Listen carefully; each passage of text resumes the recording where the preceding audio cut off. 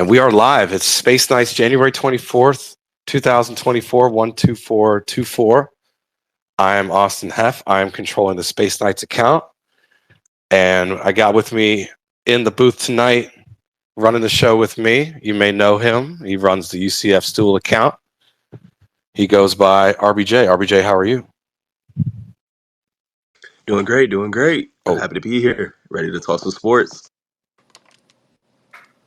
Yes, sir.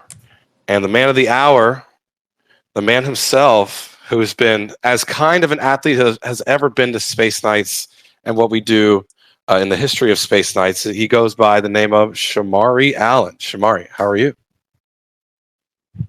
I'm doing well, hanging in there. Yeah, and again, we mentioned before the recording, but this, we don't plan on talking about the injury. We obviously praying for you, Shemarri, wishing you well. Saw it happen yesterday live in person, and Johnny talked about it in the press conference. If you need to go learn about that, what he said, go and watch it. It's all over YouTube. Just search UCF versus West Virginia press conference. But obviously, Shemarri, we're praying for you and wishing you well on your recovery. But we're happy to have you here. Yeah, no, of course, brother. But the reason why I wanted to bring you back on Space Nights is because if you're a UCF fan, you probably have good memory on this occasion. There was a game, UCF versus Texas. I don't think anybody gave us a shot in that game to win that in their house. They're coming off being ranked. They just had lost their ranking. They were 25th in the country. We go in there. We hadn't been ranked all year, even though we had a really good win against Kansas. But we went in there, and I think we played a great game. Obviously, for some fighting back and to take fighting back after, Texas had a lead for a lot of the game. But I think we hung in there the entire time. And I think, in my opinion, Shemarri balled the hell out. I don't think I've ever seen a better defensive player put on a UCF jersey in the history of me watching this team. And we're talking well over a decade of me watching pretty much every single game. And I think your defense carried us that night. I think you pissed them off so much nobody can get in the swing of things. But the topic that really took control of the entire game had nothing to do with basketball itself. So Shemarri, I'd love for you to give us your unfiltered, kind of uncensored play-by-play of the game concluding and we saw it happened on video, you getting stopped in line and yelled at, stop that bleep, from Coach Rodney Terry from Texas. So can you kind of give us a play-by-play? The game ends and then you get yelled at directly in your face. Please talk about that, because what was up with that? For real? I think it was emotions. Emotions were flying. Like, he was upset. They lost. I mean, and we came back from being down 15 or 16 points, and we weren't really doing it in the line. It was just towards the fans, and we didn't mean any disrespect by it. We were just excited we got the win, coming back from whatever we were down at the moment in the game, and to get the win on the road, that was just like the icing on the cake for us to do the horns down thing. And I mean, if you look at it, a lot of teams do it. I think he was just surprised and shocked, like, oh, UCF came in here after getting the preseason rank, being last. All the other things may have went into, why he reacted the way he did. Yeah, and then after that happened, I saw that. I saw that video, and then I immediately started cracking jokes about it on Stool, and then it just started blowing up everywhere, and then it became a national thing, and I was like, oh, Yeah. look what we did. Yeah, I was crazy that night. So now Texas has a huge target on them. I mean, they always had a target on their back, but now it's just even bigger. But I'm happy to say that we were the program that helped do that. Yeah, absolutely. Yeah, speaking of this program, man, can you tell us about these past these past couple basketball games? what's Big 12 play like? What is the difference between Big 12 play and AAC play? Is there like a difference? Well, I didn't get actually play in the AAC, but my standpoint on Big 12 is very physical league, and like in my eye, it's the best conference in college basketball. So just each and every night, you know, it's gonna be a fight going out there, and that's the fun part of it. Just knowing you're gonna play a great team every night. There's no off nights, and just giving it your all is really what it comes down to. And the tougher team will win that night. And just want to make it clear, we're really grateful you're here. I mean, this is a crazy experience, right? I mean, to be able to talk to one of the co-captains of the team in the grind dog days of the season with a game on Saturday and then another game after that on Wednesday of next week against Baylor. So Cincy Saturday, Baylor on the following Wednesday, a week from today. But Shemarri, man, I mean, again, it's the defense for me, but also your offense has really dictated the rest of the team's offense. I feel like when you get going, it's like impossible for others to get going. And when you really stepped up against Texas in terms of attack, they were letting you attack. And I think it was one of those where you saw a few times the lane was open for you to attack and you just kept taking it. Can you talk to us, really, Night Nation, about how you feel like you've been progressing personally as a player all year, like with your obviously defense, but now offense coming into its own as well? Yeah, well, for me, it's just confidence, really, just knowing that my teammates trust me with the ball whenever we need a key bucket or just making a play or making the right play and just giving what the defense, taking what the defense gives at the end of the day has been my main thing offensively. I try not to force too much, let the game come to me. And on defense, I'm just like super aggressive to help my defense create offense, whether that's jumping in the pass lane to get a steal, create 2-on-1s, easy baskets, different things like that. Now, I know we're staying on the Texas game. I really think that was probably your best game, if not one of your best games. I think the Kansas game was also your best game as well. I think you were having a great game last night before you went out of the game. But there were rumors that there was a lot of talking, and I guess I get it. It's college basketball. I know personally some of our fans doing some things to coaches, but I heard there was a lot of chatter towards the UCF bench at the Texas game. Can you kind of shed some light on that, or is that something that you can't talk about? How there was just a lot of like noise, comments made towards our bench throughout the night. Oh, yeah. I mean, it's just like the normal student section. They try to put them like close to our bench and they just were doing their job of like trying to, say things to get us going. And that night it worked in our favor and they turned out to hurt the Texas team. I love that. That's what real road teams do. That's what real road teams do, bro. They channel that negative energy and turn it into positivity. Oh, for sure. That's how you know Shamari's a dog, because he went off that night, and he's admitting that they tried to do their job, but it Yeah. worked in our favor, meaning that they heard it but channeled it into positive results and extremely positive results. That's going to go down as a marquee No, win. I We may do never want play to. them again because they're leaving the I do want conference. to talk about. Yeah. So like, it's just like you left them with that bad taste in their mouth. Like they have to eat that. Like they have to sit with that. Absolutely. And I love it. It's just like it couldn't have happened to a better school than them, honestly. Well, they just lost their stool, bar stool. Yeah. Yeah. Yeah. Yeah. Dude thought it Their was a good stool idea to admin make got fun of fired. a dog. Dude Which thought it is was a good idea to make fun of a dog that passed away. Like, come on, bro. Come on. Come on. Come on, dog. Like yeah. I want to say like, oh, it's Barstool, like that's the come on, dog. Like even then, like that's just stupid. There's things that's like, oh, it's Barstool, and there's just things that are just like, all right, bro, that's just dumb.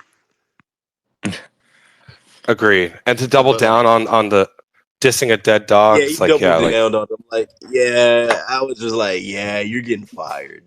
Dave's gonna see this, and you're well, cooked. that went viral. I know that story. Dave Portnoy tweeting about it, and a lot of people saw that tweet. But speaking of going viral, Shemarri, obviously last week, um, every national media outlet picked up the horns down situation, the video you were in. Had you ever gone viral before that, or was that your first time being part of a viral video?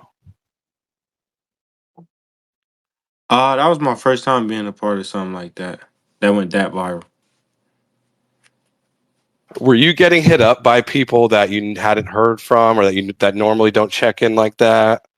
Like, you need to kind of walk us through like your personal experience with being in a video that had, I think, like tens of millions of views. Yeah, I had a lot of people reach out to me asking if I had seen it yet, and then the following day, I think we had made it to Houston, and someone was like, "Hey, you're the guy from TikTok," on the elevator, and I hadn't seen the video on TikTok yet, so I was just confused as to what they were talking about. Then it was like, "You did the horns down," and I was like, "Oh yeah, that was me."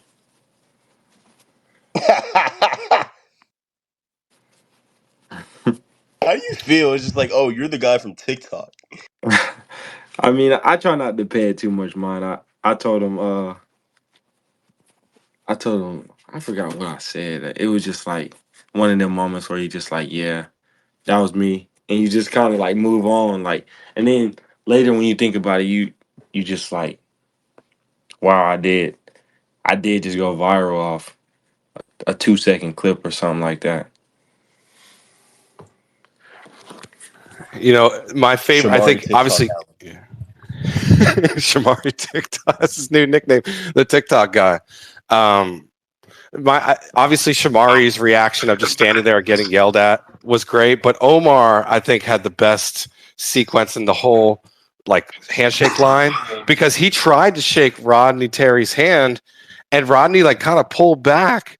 And that's when it all started exploding from there, was when Omar tried to shake his hand. And Omar's genuinely concerned, like, hey, are you okay? Like, are you okay? Like, are you good? Like, why aren't you shaking my hand? Like, Omar literally That said to he was me like, was why is he mad? that's what I'm saying. It's like you didn't get mad over the 77 points, but you're getting mad over a hand sign. Like, what's going on? Like, the Right. 77 points didn't piss you off enough. You know, it was But the definitely horns down though. a weird. It's Um, just like, I just think about it like this. It's just like seeing people getting this mad over a hand sign is just so stupid. It is just so hilarious. Yeah, that's what really threw me off about the situation.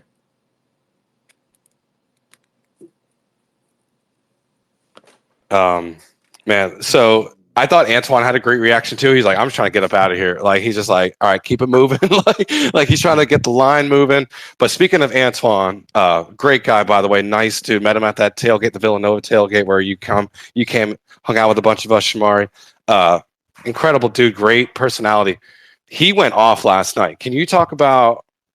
And I feel like this was his best game of overall, defensively, offensively. I mean, the fact he's hitting, mid-range off the glass. This dude was in his bag. Can you talk about what it was like with him yesterday? In the pregame, during the game, post game, and how he reacted to how well he played. Yeah, I mean, he's been doing that throughout the whole year. He had an opportunity to show it last night, and he stepped up, and we really needed it.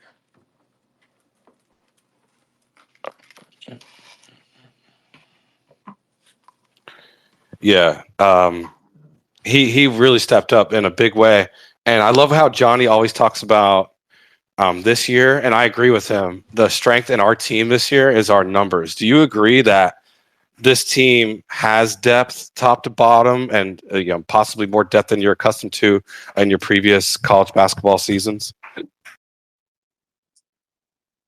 Yeah, I do agree. We have a lot of depth. We have some players coming off the bench that's been starters in different programs, and that just goes to show like how much talent we have. Just making sure it all clicks at the right time has been our biggest, biggest thing. And speaking of last night, a lot of West Virginia fans, if you look at social media, were talking about how the referees were why we won the game, despite the fact that we out rebounded them by 11.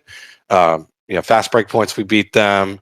Obviously, free throw percentage, we beat them. Uh, what's your take on why we won last night? Do you think the referees helped us at all, or do you think that these fans are just emotional?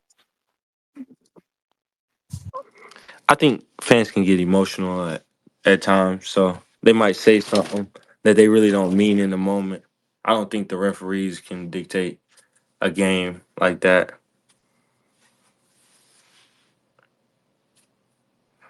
And Shamar, what was different about last night for this program and this team this season was that we led from start to finish. It's as Johnny said, it's not a good habit to always have to come back down by possibly double digits. That's not a good habit. And last night was the first time that, especially in Big 12 play, that we led the entire game from tip off to finish. What was that like, as a team, to experience being in control of a game the whole time? Do you think you needed that? Do you think it's necessary to have a game like that in a long season like this? Yeah, it's definitely necessary to have something like that just to show the guys we don't always have to play from behind. We can, you know, come out from the start, take the lead, and never really look back like we did last night. Just seeing that as a team will give us more confidence going into uh, games in the future. And man, it's been fun. I think you mentioned it. I mentioned it. We've mentioned it before. We've been talking about it pretty much all year. I remember you came to Space Nights Out, and shout out to everyone who was there. You said we were going to be a blue collar team. You said we were going to be one of those teams that, not expecting to come play well. I think we're gaining a lot of respect. I don't see us finishing last at this point. I think we've done enough to at least avoid that. Can you talk us Hey, through? job's not finished. Job's not finished. Job's not Right. I know the finished. job's not finished. I'm just saying that, like, I think Oklahoma State's still winless in conference. So they have a lot to fight back to get up the standings, to get out of last place. Do can you talk us through what the locker room is like right now? And a team, again, that was the entire media for Big 12, they voted that we got picked to finish last. And I don't think that's going to happen. The way we're playing, I don't think it's going to happen. What's the locker room vibe like right now? Is it up? Is it down? Um, Just staying consistent has been our main goal in the locker room. Like, not getting too high with the highs or too low with the lows. Uh, just one game at a time has been our mindset as a team. We don't want to continue to try to win one game, get too high, come back the next game, fall, drop that game. So just taking it one game at a time has been our main focus, and just keeping that mindset. I think it will help us like put us in a good position at the end of conference. Speaking and of I got to talk about this game, but come on, like I got to talk about the Kansas game because like please do, that game, please do. that game is hands down one of the greatest moments I've ever had as a UCF student. Not even just UCF student, just like UCF fan. Like that is one of the greatest college experiences I've ever had. And like I just need to talk about the game. Like, what was your thoughts on that game? Like, what was your mindset? What was the team's mindset going into that game? Um, Really just come out and play hard. Like, we knew coming in who they were. We went over the scout over and over that week. We had just came off the K State loss, and we really just was like, yo, we owe this to like ourselves, our coaches, and our fans at the end of the day. So just coming out playing hard was our main focus, and we did that.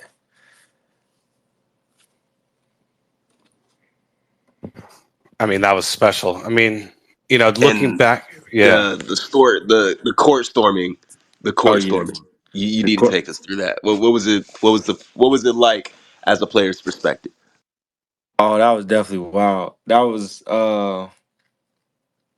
my first time being a part of something like that, of course. And then I mean, just seeing like how how well we like packed it out, and like the support we get from you guys and like students is just like truly amazing. I really do believe we had the best fans in college basketball. So just, and like, believe it or not, like that's what helps win games. Like each and every night, them coming out and supporting and just showing that love and support. Obviously, Oh, I we'll can do tell. our I job can by tell. playing Like hard. the team definitely feeds off the crowd's energy, and like Oh you can yeah, see it. absolutely. You literally see it. And I was watching it during the Kansas game when y'all came back Yeah, from a we were double. down by Yeah. 16 at one point, and I think like one or two shots down the stretch, and then you get the crowd back into it, and it's just like, let's get a stop this possession, and that stuff right there like helps a lot. Little do like the fans don't really see that, but like they make a big impact. And then the Fron tradition is born. Like out of all the things becoming a tradition at UCLA, like coming up with new. I knew we were going to come up with new traditions in the Big 12. Palm fronds were not one of them. Yeah, I never seen that coming. But like it's just like I was just watching the game and it's just like, wait, Kansas is missing their free throws. This is actually working. Yeah, And then it they happened missed some big again free with throws down the stretch. and then it's happened again with West Virginia. And then it's just like, wait a minute. It was happening again with BYU. I know we came up short against BYU, but like they were missing free throws. And I was like, wait a minute, this Yeah, thing actually works. yep. It's crazy when you're on that free throw line. It could get, you got a lot, especially looking at the second half and them looking at the student section. Is a lot of distractions. Then, like you said, the prom farm, like all that stuff, the loud noises.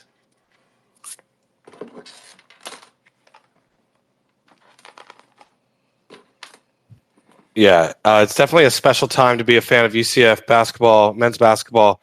Um, Speaking of which, we got a commitment from Mikey Williams. What do you know about him? About his game, possibly what he can add. If he doesn't play this year, then unfortunately you probably won't be able to play with him.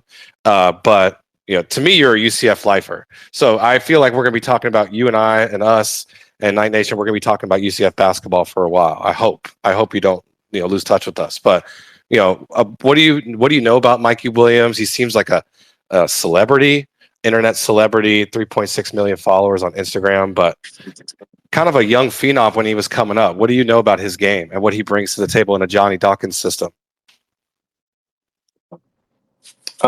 His ability to make plays, and he's super athletic. I mean, he'll be able to get it done on both ends. Pick up 94 feet, be able to handle the ball. I think he'll be a great addition to the team, whether it's this year or next year. So that was a great pickup and what Coach Doc and the whole staff did getting him here, you know. So that was good on their part and leading him to his commitment. Definitely a strange time. We go viral for something that no one expected us to go viral on. Then we get a viral, a phenom sensation who had NBA players commenting on, like Paolo Banchero being like, "Hey, I'm going to come pop out to games." I'm just like, what is happening with UCF? But speaking of Yeah, Johnny, Anthony Black was um, there, I think. Yeah. yeah, oh yeah, and Anthony Black was there Yeah, last Anthony night, Black was there. a rookie for the Oh, Magic, which is pretty cool. I know Cole Yeah, Anthony's like how gone you to a feel ton of about like games. NBA players? How you feel about like NBA players coming in town, coming down like from the Magic, just like coming in and watching you guys play?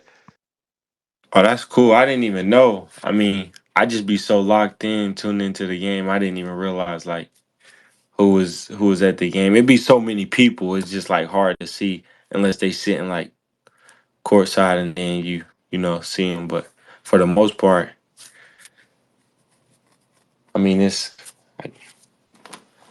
that's crazy.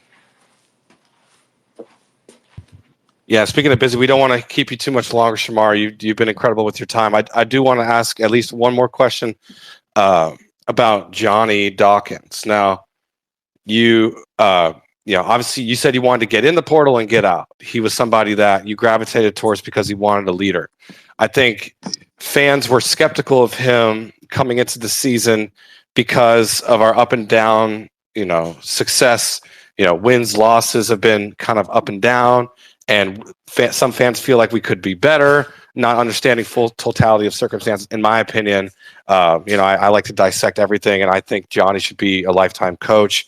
Um, can you talk? Can you kind of let us know what you think about his demeanor this season? I think I have not seen a Johnny Doubter speak up really all Big 12 play, especially since the Kansas game.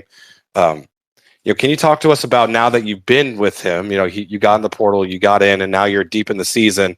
About playing for Johnny Dawkins, what's different about playing for Johnny compared to coaches you've had in the past?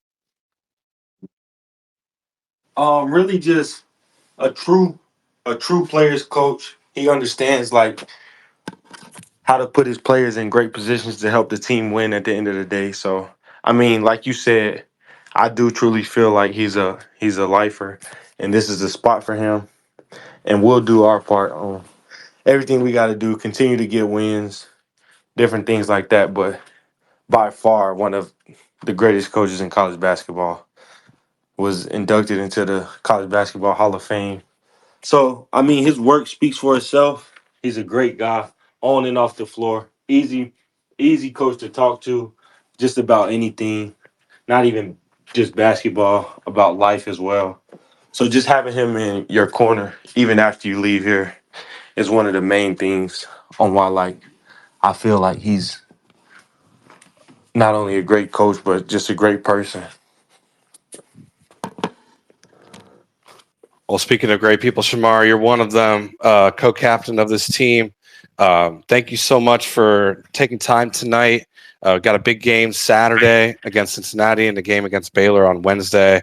Obviously, praying for you and your recovery, and for just wishing you well. And really grateful that we got to talk tonight. Obviously, a lot has happened since we last talked. I think it was winter break, and so it feels like a million years have passed since then. So thank you so much for catching up with us, and good luck the rest of the season. And thank you for spending some time. Absolutely appreciate it. Thanks for having me. Awesome. Rest up. Take some time. We're really grateful we got to talk to Shemarri tonight. We usually don't get to talk to athletes middle of the season like this. This was special. He's a special person, and he's always been about the fans since he got here. He's really shown that to the highest degree. I've never seen something like this before. Playing at such a high level and then coming on here and talking to us. I mean, it's really cool. But RBJ, you're Mr. Football, and it's been a pretty wild offseason for football. Bringing in Ted Roof, losing Coach Gibbs. Bringing in a pretty good portal class. Obviously, recruits coming in early. Almost all of them enrolled early. Yeah. Losing What are your Gibbs thoughts kinda about sucks, in my opinion. what sucks? Losing Coach Gibbs kind of sucks, in my opinion. Not gonna lie. Why? I might be speaking more personally, but like I just think he's a really good DB coach. He has a lot of experience in collegiate athletics. What I'm saying? But like I'm glad that he got I think did he get like a promotion or something like that? I don't know. But he's at Illinois now. Happy for him. Yeah, like but even then, Addis Williams is still gonna do a great job with the DBs. I mean, like, sure, like I know people have their takes and their thoughts on Addison Williams as a defensive coordinator, but I think Addison Williams does a great job with DBs. I've noticed that like from 2022 to 2023, the DB play has been significantly better. People might not agree with that, but it's just like, dog, did you see what we had to deal with in 2022? Like in 2022, like our front seven was like, eh, eh, it was alright, but it was just like it's definitely happened in 2021 as well. Like our 2021, our front seven was like really good, but like then teams started to find out late in the season what the weakness on the defense was, and it was the secondary. Now in 2023, it's the opposite. You know what I'm saying? DBs are kind of the strength of the defense, and D line as well. But it's just like linebacker. But I think the addition with Ted Roof, I did more research. His specialty is run defense, so that's definitely going to help. Filling up the linebacker room with all these transfers, I'm really excited about the Idaho kid, and I'm also really wait who else? I'm also really excited about the dude that transferred in from Vanderbilt. He brings in a lot of experience,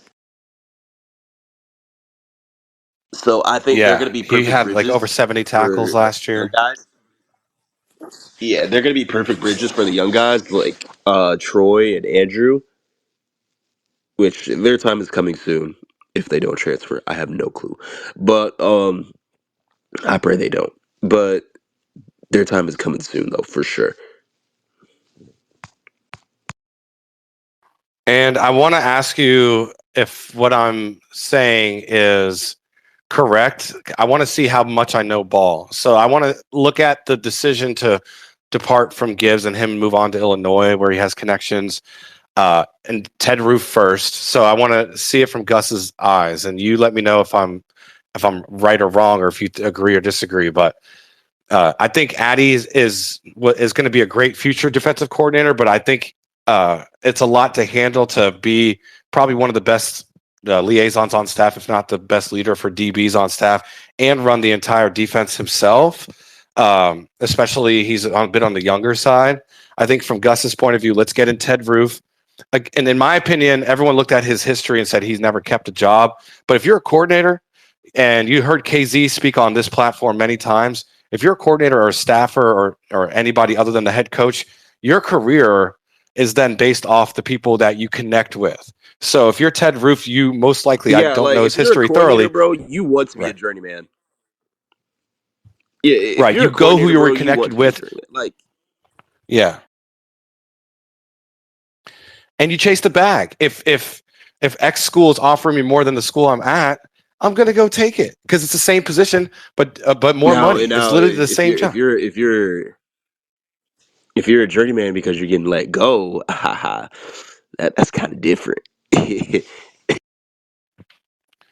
Right. But I don't think But that's Ted Roof. no. I don't think that's Ted Roof. So we needed someone that could run, has really good experience doing a global view of the entire defense and looking at every position on defense and helping with schematics and prep and everything there, and allowing Addison to still hold that defensive coordinator title, but to go back to focusing more on the DBs.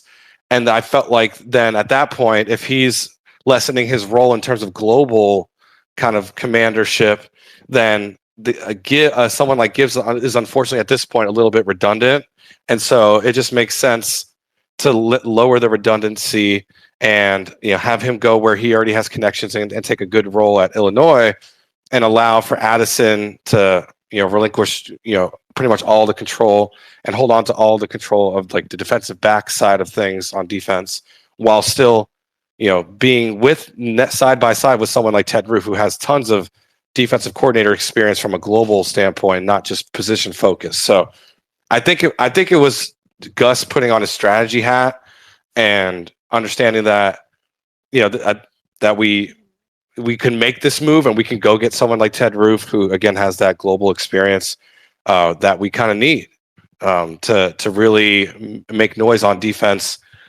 in the Big 12, where we obviously found out is really difficult to do.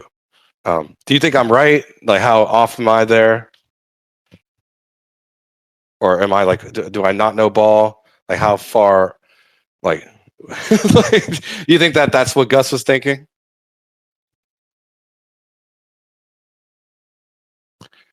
Speaking of someone who claims to know ball, Steven's here.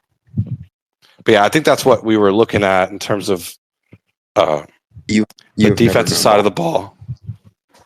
Never? Come on. Maybe back in 1832 when you were born. Good evening, Steven. So we're talking about, Shemarri was here, talked about the season, the hilariousness of going viral. unexpectedly just because of a hand sign, which was really funny. And obviously the Kansas game, we hadn't talked to him since winter break, so there was plenty to catch up on with him. And now we're talking football. Now we got a preferred walk-on with Hinshaw's nephew. It seems like things are starting to come together as a program with Gus in terms of build the building blocks that he really wants to put a stamp on at UCF. The portal's been looking pretty good for him, especially on the defensive side. Since last week, Stephen, we talked last week about football, but where are we at right now in terms of roster construction, coaching decisions with Gibbs leaving, and the whole 9 yards? And how are we looking for a wide receiver coach? Well, they have one. Wait, huh? Just We not hired announced somebody? yet. Wait, when? And I can't talk about it. All right, cool. Damn it, Stephen. But they have one. They had one interim guy. I can talk about the interim one. I can't mention who is the full-time. Maybe the interim is the full-time too. You never know with UCF these days. But Will Healy took over on an interim basis and has been recruiting.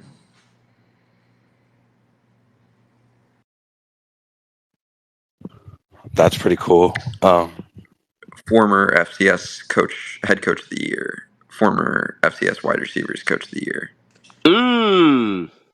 Former Charlotte head coach. Ew. Yeah, he took them to their only bowl game in program history. So. Also, you know what? No, we're not. That's later down the line. We'll cross that bridge when So we get there. roster construction wise, they have between 0 and 2 scholarships left. If you count the May enrollees, so technically they could take 7 players on right now, but they would have to cut down 7 in May. So I think they're just kind of done for this window. Yeah, if they're done for this window, I'm happy for what we got. Yeah, I can look at the scholarship distribution right now, but it's pretty good, I would say.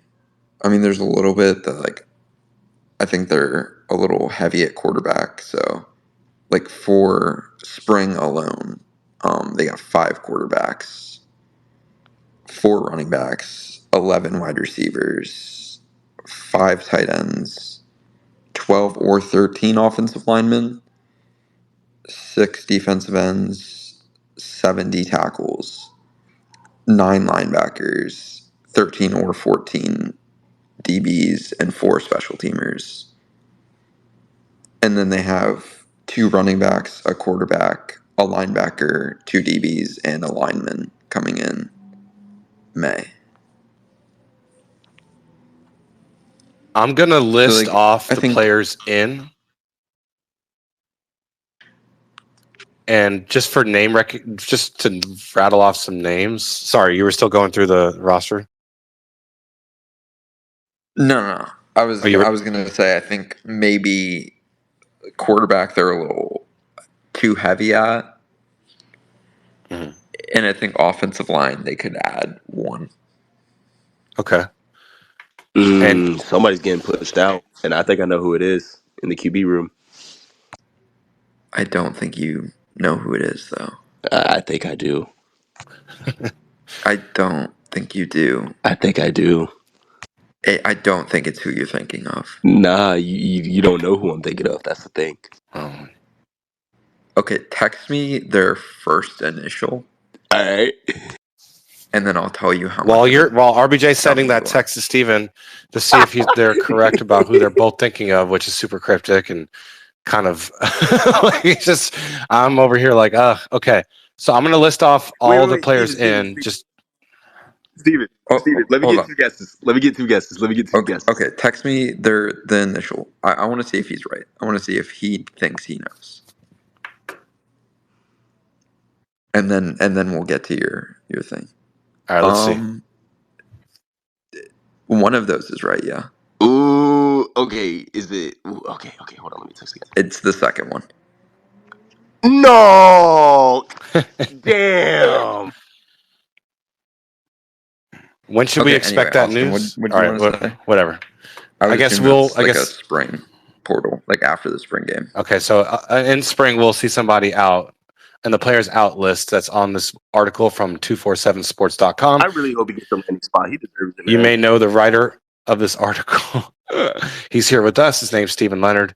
Players in. I'm going to list the players, RBJ and Stephen. Besides KJ, I need you to both give me one name that you think is going to be an impact player day one, day zero, that's already making an impact before the season even gets Ethan going. Jabari Brooks, interior Ethan Barr's O-line. the best player.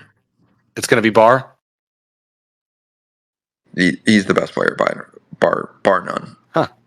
Pun intended. That's I was going to say, nailed the pun there, either intentionally or not. It looks like it was intentional. Rolo left off that pun. Okay, No, I think so there's a lot. Like Jabari Brooks is going to be like an underrated ad because he's probably going to start at center. what about? I messaged Wes Dorsey, really a nice guy from us having a little conversation. He's huge, not Paul Rubel tall or Ryan Sabota, but 6'7" is not small. Yeah, I mean the biggest issue for him is he's only a 1-year starter, just because he developed late. Like he came in as I think like a tight end, and didn't like develop as an offensive lineman until his junior year. What about Goldie? That was somebody that we were excited to recruit.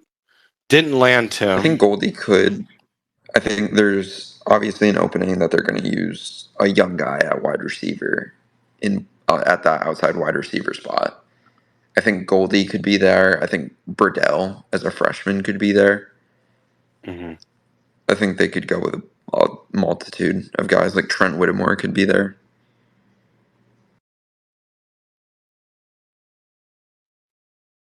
What about edge player 6'3", 255, a senior, Dalen Dotson? Yeah. I mean, I think he definitely is the starter in like the drop role, and then Malachi just takes over the Celiscar role, which he already was.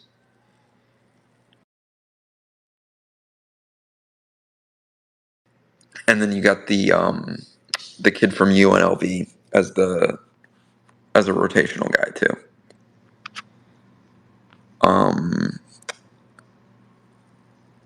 Xavier Carter.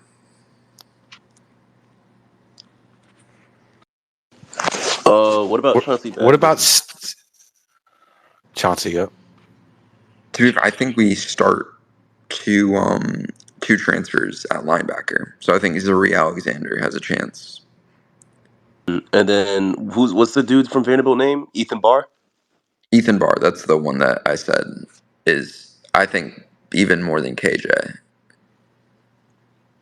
What do you mean even more? That's a hot take. That's a hot take. Like, I think Ethan Barr is the best player that we got in the portal. Can you explain why, for those listening, why you feel? Do you know how important linebacker is? Correct. I'm not disagreeing with that. I'm just saying, like we've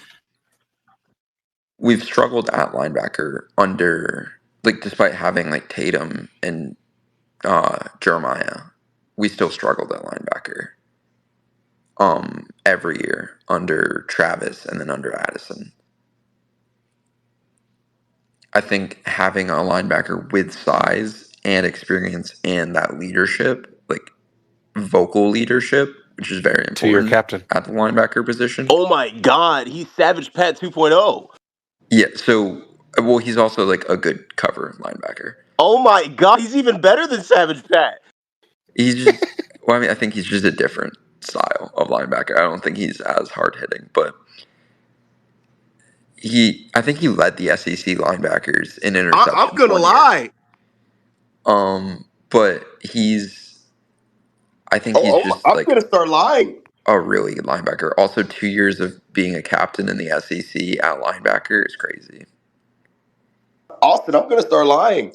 And he's the only. We need it.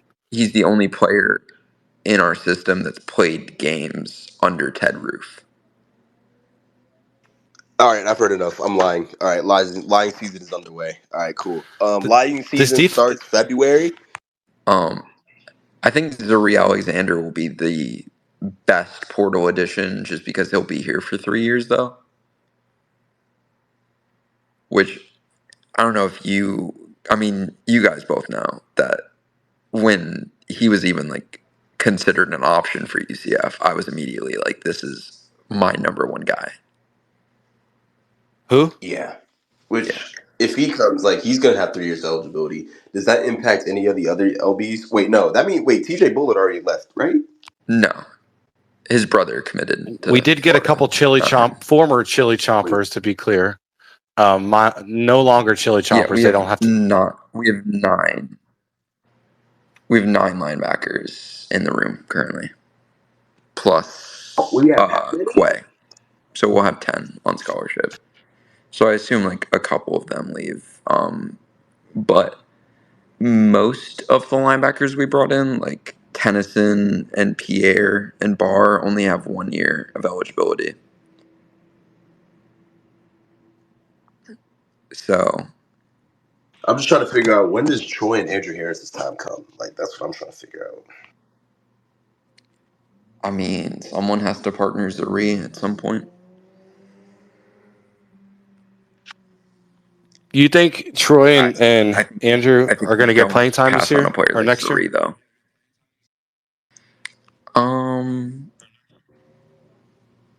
This year, I mean, they might be. I think they'll be linebacker 5 and 6, which I think isn't important. I think that's important to have quality depth. Yes. But realistic, Injuries. you're probably only getting to like linebacker 5 on like a normal rotation.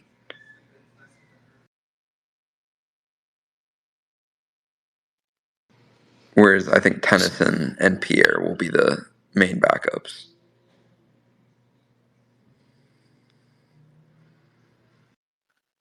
Now, Gus's approach at the quarterback position has been different from what we're seeing right now with KJ. And from what we've known about Gus since he's been at UCF, it's always been competition.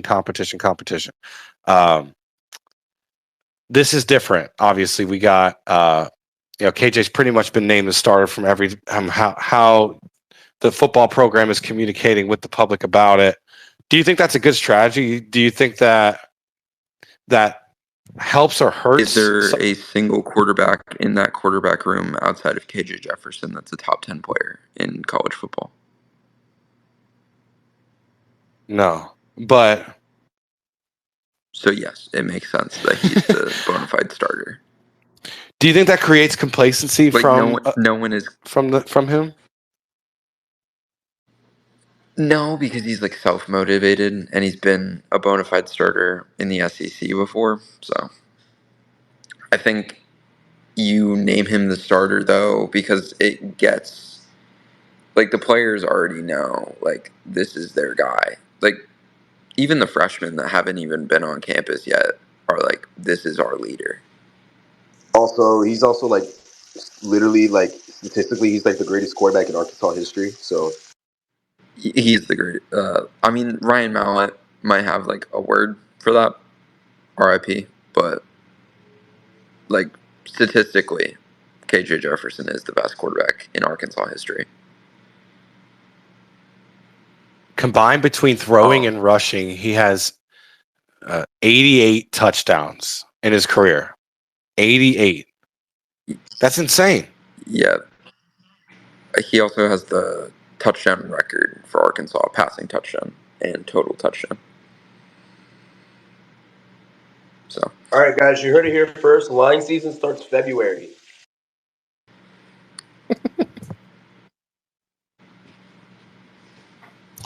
The next big event for football is the spring game. I'd say the spring game. What? I guess because I think there's a bigger event happening Friday. I think there's a bigger event going on this Friday. Yeah, I think Friday Night Lights might be the biggest event. Ooh, what do you mean? It's a recruiting event. Friday Night Lights. there's going to be Okay. like 7 top 100 players What all in Orlando. it's called at the Friday same Night time. Lights. They're not calling it Bounce House Weekend. Bounce House Weekend is in June. Friday Night Lights is like UCF's junior day. And then breaking news on Space Nights, they'll have like another event during, I think, the Baylor game, where like more recruits will be here.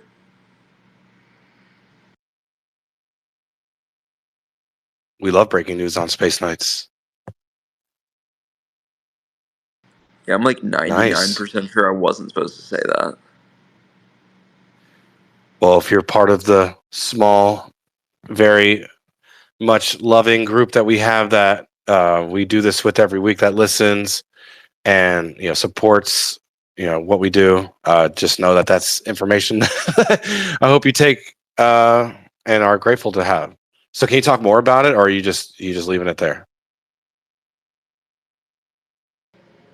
I mean, I'll have an article out either Thursday night or Friday morning about like who all is at Friday Night Lights, and then I'm gonna be there giving live coverage. So if you want to subscribe to Space Night, to Nights 24/7, that would be a good idea.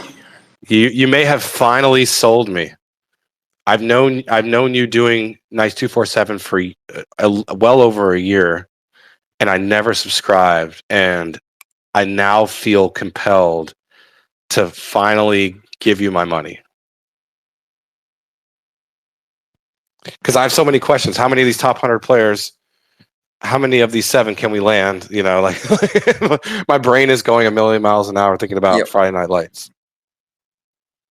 Well, I mean, there are multiple classes. Like, I'll give you one. Like, Amari Jones, he was at UCF Sunday.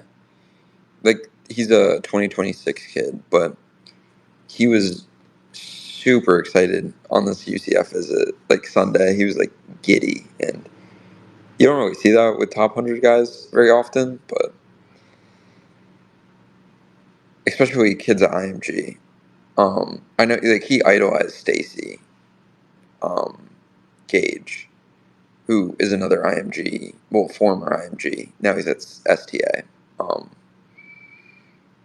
So I think really landing Stacy Gage is going to help UCF's like future with IMG kids.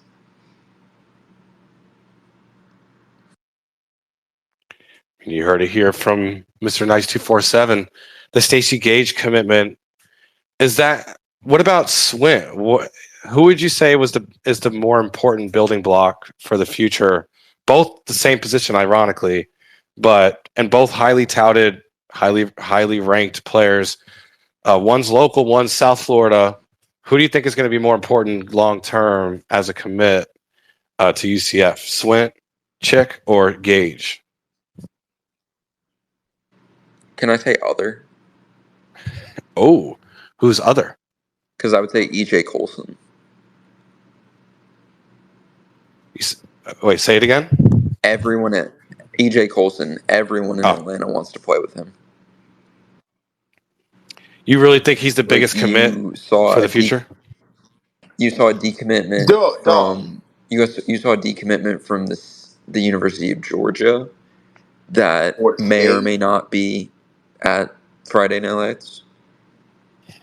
You saw a decommitment from Florida State that may or may not be at Friday Night Lights. Dude. The recruits that EJ's with him is going to be crazy. And both of those are guys that want to play with him. I think one of them played with him in like Pop Warner, and one of them played with him in high school. Wait. You said Georgia decommit? One of them is a Georgia decommit, yeah. Is who I think it is? It's who you think it is. No way. Yeah. It's the running back? Oh, no. He didn't get decommit. No. The Georgia decommit he played with in Pop Warner. And you said the FSU decommit at a certain position that's connected to the quarterback. The the FSU commit may or may not have received passes. In the state title game, and is an absolute freaking phenom when it comes May to or may talent. not be a 5-star wide receiver. Who recently decommitted from FSU, correct? Like this past few days, right? Yeah, legacy FSU commit too. His dad went to My FSU, got God. drafted in the first round. Yeah. Okay. I did see that, and I know EJ tweeted about it. If that actually happens, that we get who we're talking about, I mean, yes, 100%. Yeah, EJ and will then go down as the best commit in school history. 100%. The Georgia decommit also is a guy that wants to be on the same team as EJ again. So, Man, which I mean, going back to back with Georgia flips is crazy. putting Kirby Smart in the blender.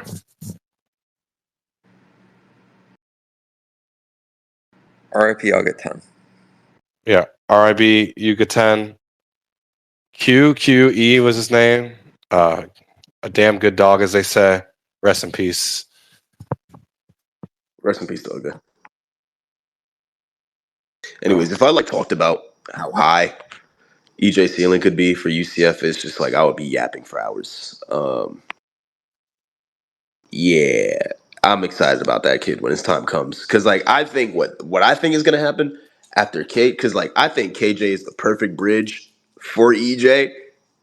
Literally right after 2024, after we go Yeah, I undefeated mean, and go to the playoffs, I don't want to just and give you know what I'm EJ saying. the thing. I think him and EJ would be the Riley are perfect on a quarterback to similar pick up in level. 2025.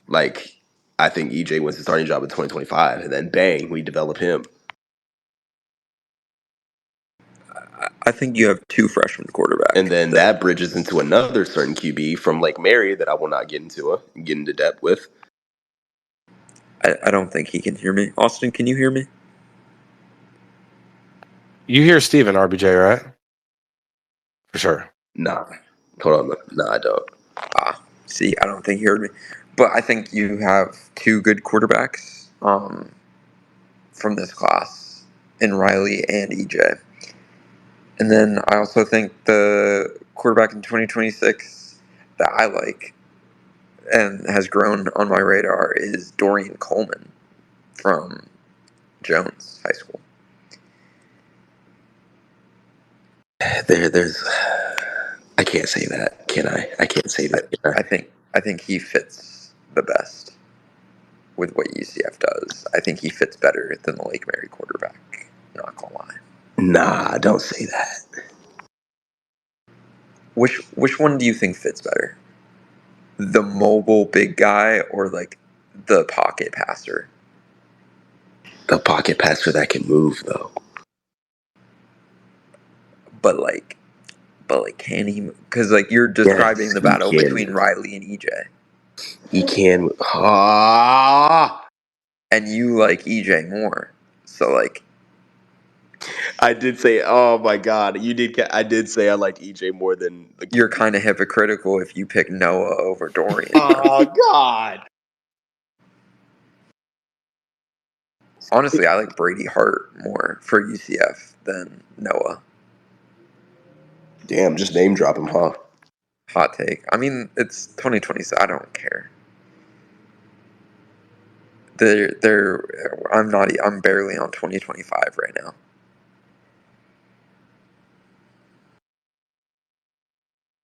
Anyways, So we gon' I think we discussed everything that we discussed tonight. Yeah, shout out yeah, to no, this is UCF great. wide receiver, former UCF wide receiver Tyson Hinshaw's son for committing to UCF. Yeah, keeping it in the family. You got to think Coach Darren is pumped about that one, right? Yeah, well, I mean, he tweeted out, "Let's go." Yeah, yeah. He's like us on Twitter. I really do think, at least. Yeah, I mean, this is going to be the third Hinshaw to play at UCF, with a fourth maybe on the way as a long snapper. Not The more the this merrier. year, That like in the family's awesome. future. Yeah, Carson's like one of my favorite kids too. Like great dude. I think he deserves scholarship offers. Maybe not to like a Power 4 school or whatever, but he could play at like Georgia Southern or something and be like a He has contributor. crazy stats. Yeah, I mean he played in an offense that like was gonna give him stats, but like still. Yeah, just because the offense is built for your skill set doesn't mean you're going to actually produce. Yeah, well, I mean it helps like you have a fringe 5-star quarterback too. Well, yeah, everyone knows Noah Grubbs is got a great future in front of him. So when you're like a tall wide receiver, I can get like why you're not getting super like Power 4 love, despite like the numbers being there. But like again, like Georgia Southern should like snapped him up, or like Georgia State, or like even USF. Well, tonight was really fun. We were able to bring on Shemarri and go through the last few weeks, this last month and some change of just absolute wild Big 12 play for UCF. I think proving a lot of doubters wrong. That whether it's Texas or Kansas or even last night with West Virginia, I think we've proven we belong in this conference now and in the future. And he did a great job, I think, of breaking that down in his game and his teammates and the viral video. It was really funny hearing him talk about Coach Terry and how he got emotional. But yeah, and then we got Stephen RBJ talking football. Looking forward to a big event this Friday Night Lights. Follow Stephen Leonard if you want to get front row seating at that, coverage of that, and subscribe to Knights 247 to get a lot of behind the scenes looks and details on who's there and how the vibes were for those potential hopeful future UCF commits. And I want to thank everybody for tuning in. Want to wish Britt well. She's is doing better right now. She's a trooper. Always has a smile on her face. Praying for her. Obviously told Shemarri that we're praying for his recovery as well with his injury. Love to see him have a smooth and healthy recovery. Shout out to everyone who tuned in tonight. Mary, Ross, Tara, Fallen, you've been here all night. Appreciate you. Vanessa, you too. Greg, I don't appreciate you. I actually hate you. No, I'm kidding. I love you, Greg. No, that's crazy. I don't like you at all, but my wife loves your dogs and your French bulldogs. So she's like, I love Greg too, but she didn't say that as emphatically as you would think. And Hidden Shark, thanks for being here all night. You've been supporting us pretty strongly. Anyways, but yeah, we go. Oh, guys. What should I get to eat? I'm hungry. I don't know what I want to eat. You always hit up B-Dubs because it's right down the street. Wendy's got the $5 bag or whatever. No. What else should I get? Don't you have a Wawa down the street? Yeah, they got I do. Good sandwiches. If Firehouse is still open, they're doing half off the entire Fire. This is the craziest thing ever. Firehouse is open at 9/11. It's 9/11. It's not Austin. I don't think Firehouse is open. Well, we had that tonight. Half off the entire also, who order. Who gets a sub? Who gets a sub at 9? I might. I don't know. Okay, you're okay. I forgot you're weird. Well, RBJ, now you have to tweet out what you eat because I think you have us all interested. I know I am interested in what you're going to eat tonight.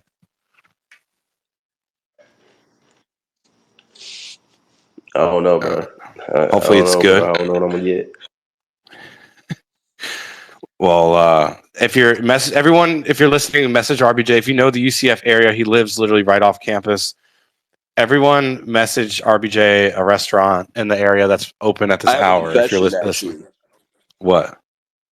I have a confession actually. Out of all my 3 or 4 years at UCF, right? Y'all won't believe this. Y'all ready for this? Y'all won't believe this. And I'm gonna tweet this out too, and I'm gonna get cooked for it. But Out of my 3-4 years here at UCF, I have never had Lazy Moon. What? Good. It's overrated. Oh no, It's not good. It's not good pizza. I was in the middle of getting us a Bad. sponsorship. I'm kidding. That's a Space Nights exclusive right there. Bro, people just overrate it because it's big slices. It's not good pizza. That's a Space Nights exclusive right there.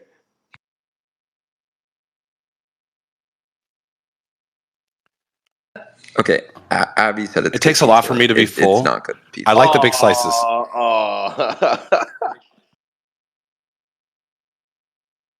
If she, all right, I might try Lazy Moon. I mean, they got big slices, so like if you're hungry, yeah, it's worth it. Like calorie per dollar. I'm gonna do that, and then I'm gonna try Lazy Moon, and I'm gonna get on Twitter. And I'm gonna say Blaze Pizza clears. Blaze pizza does not glue. I don't like Blaze either, though. I actually Dang, had What? pizza for dinner tonight. That's funny. you're just a hater. Like what? All right. Last question. Blaze is okay. Steven RBJ, your favorite pizza restaurant in the UCF area specifically. It doesn't have to be a chain. Mellow Mushroom. Ooh, great choice. Why are you so loudly wrong? Steven, what's yours? Who says mellow mushroom when they get like the do. option of everything? I'm kidding. It's Domino's. What? Jesus. I mean, Antonella's for me. What? Antonella's, where is that? Antonella's Pizzeria. It's like University and Goldenrod. But you want to call me weird? Have you ever been to Antonella's? Yes. If you don't like Antonella's, you're crazy. Well, call me the Joker. We already know you're insane, though. Juicer Like, said you need to mellow break mushrooms that. for rich people. Mellow mushroom is for rich people because it's not good and it's expensive. Shout out So to Juicer, where by the are you way, going one of there? the goats. I'm One gonna of the get goats on this Domino's. app. I would go to Domino's is good. RBJ, you should try Domino's their is like garlic sauce. Try the garlic sauce. Swap it for the Domino's and tomato Pizza sauce. Hut. Flat. Don't do that. I'm gonna do that. Pizza has good Do wings. It's a that. RBJ. I'm Do that. telling you, it's a cheat code. Swap. Go on the app. Swap the red Steven sauce for keeps the calling garlic me weird, sauce. so I'm gonna be weird tonight. Steven keeps calling me weird, so I'm gonna be weird tonight. Take a picture of that. It's beautiful. What is Honestly, that supposed to mean? Where are you going? Where are you? Why are you being weird tonight? I'm not You even keep calling me home. weird, so I'm not even home for you to be being weird. we getting wicked tonight, bro. Okay. well, tonight was fun. We'll see y'all next Wednesday. Go UCF. We're playing Cincinnati on Saturday. To me, it's a Twitter rivalry more than it is At home probably or an away? athletic away. It's more of On an the athletic road. It's more of a Twitter rivalry, in my opinion, than an actual athletic rivalry between us and Cincinnati. No, the players think it's a rivalry, so it's a rivalry. Oof. Well, then, if Steven says it, I So mean, does Malzahn. you're in the trenches with the stuff. So please support. Please watch the game Malzahn on thinks it's a Saturday. rivalry. Oh, he said it? Yeah, Malzahn thinks That's it's a fair. rivalry too. Well, tune in 7:00, probably on ESPN Plus, if I had to guess. And yeah, let's see our boys go get a win in Chili Chomper territory. But until next week, Fifth Third Arena is thank my you. favorite arena, by the way. It's nice. I will agree. It's a nice arena. Can't hate. Well, until next week, go Knights.